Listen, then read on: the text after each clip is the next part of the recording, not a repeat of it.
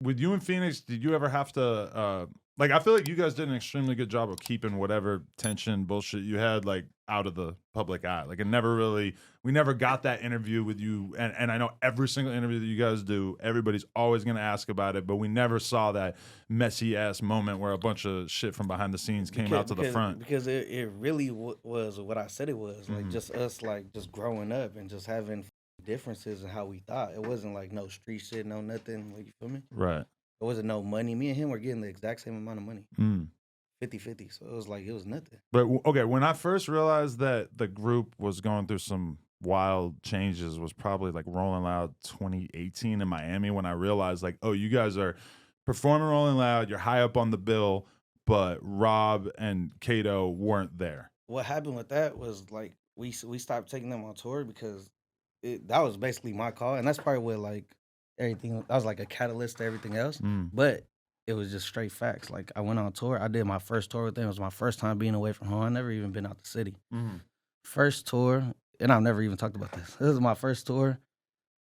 First time being out the city, and I was trapping, bro. So it was my first time leaving the city. We went on a probably 60-day tour. That's a long ass time for never leaving to performing every single night like a circus animal. That'll ruin most friendships or relationships. No, this is the worst part too. That like having to live with people inside a bus, all that. The worst part, we got back and like everybody was smoking every night. I don't even smoke, so they catching smoking fees. They ordering room service. Everyone is doing whatever the they want to do.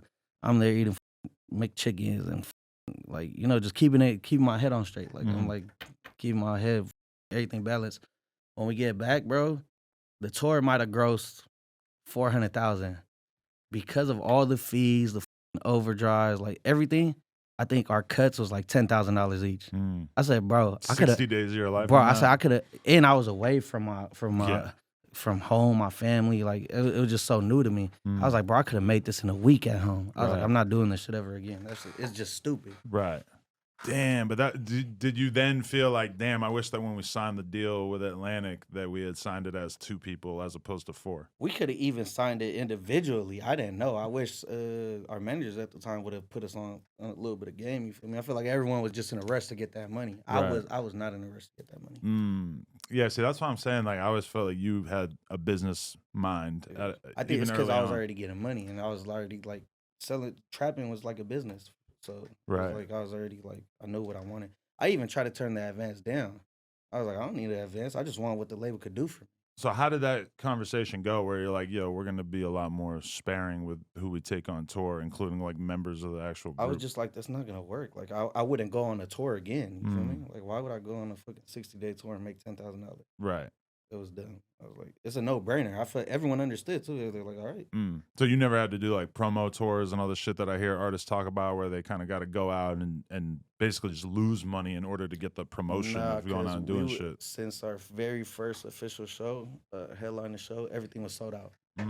We've never had like a not sold out show. Right. So we didn't have to do that. But you never had to do the thing where you like tour as support for a bigger artist just in order to get the additional fans or anything? Never. You ever been offered anything like that was kind of tempting? I mean, I did support for YG, but that was it. And that was just recently. Right. That was an arena tour too. And our fans are so like the same. Right. Like it didn't even feel like it was his show or my show. Like it just felt like the same. Like you're big enough that his fans already know about y'all. No, the whole arena was singing my shit. Like it was literally word for word everything. Right.